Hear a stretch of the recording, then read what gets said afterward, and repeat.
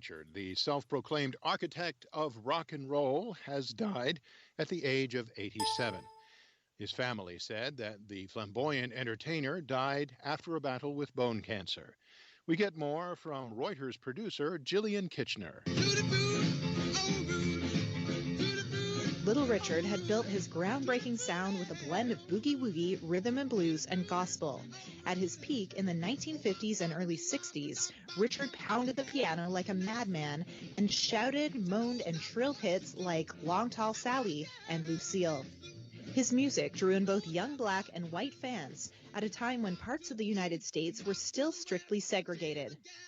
Mick Jagger, Paul McCartney, James Brown, Otis Redding, David Bowie, and Rod Stewart are among the artists who have cited Little Richard as an influence. That report was produced by Reuters' Gillian Kitchener. U.S. regulators have approved a new type of coronavirus test that administration officials have said could be a key to opening up the country. AP correspondent Ben Thomas reports. The Food and Drug Administration has given emergency authorization for antigen tests developed by Quidel Corporation. Currently, the only way to diagnose active COVID-19 is to test a patient's nasal swab for the genetic material of the virus. While considered highly accurate, the tests can take hours and require expensive specialized equipment. Antigen tests can diagnose active infections by detecting the earliest toxic traces of the virus, rather than the genetic code of the virus itself. Quidel says the test can provide an accurate automated response in 15 minutes.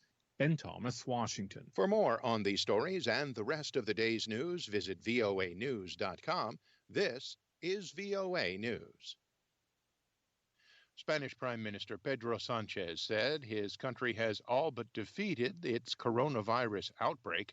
Speaking ahead of a further easing of virus restrictions, Sanchez said the lockdown had succeeded. Con 6 de cada 10 enfermos curados, nuestro Sistema Nacional de Salud ha superado una prueba. He said, thanks to all Spaniards and to all of you, I would like to give my most sincere, heartfelt thanks and gratitude. However, the Prime Minister underlined the need for the remaining restrictions to be obeyed, noting that the virus has not disappeared entirely. Beginning Monday, many provinces and regions will be able to open bar and restaurant terraces. Small shops and churches will be allowed to reopen, although with strict limits on the number of people allowed inside. But some of the biggest cities, including Madrid and Barcelona, will remain subject to severe restrictions.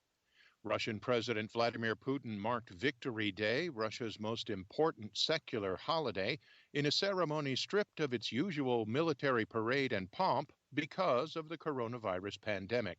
AP's Karen Chamas reports. Solemn music framed the tone as Putin laid flowers at the tomb of the unknown soldier just outside the Kremlin walls and gave a short address honoring the valor and suffering of the Soviet army during the war. Whilst this year's commemorations had been expected to be especially large because it is the 75th anniversary, the Red Square military parade and a mass procession called the Immortal Regiment were postponed as part of measures to stifle the spread of the virus. The only vestige of the conventional show of military might was a flyover of central Moscow by 75 warplanes and helicopters. The ceremony was the first public appearance in about a month for Putin, who has worked remotely as the virus took hold. I'm Karen Chamas. A shootout erupted on Saturday at a protest in western Afghanistan by residents demanding economic assistance, leading to the deaths of at least 6 people. Protesters were demanding relief after weeks of restrictions aimed at containing the coronavirus pandemic. Some people at the protest opened fire on police, igniting a gun battle that killed the 6 people and wounded another 19, including 9 policemen. Villagers staged a protest, including placing the bodies of 3 victims in front of the gate at an LG polymer plant in southern India after a deadly gas leak there killed at least a dozen people.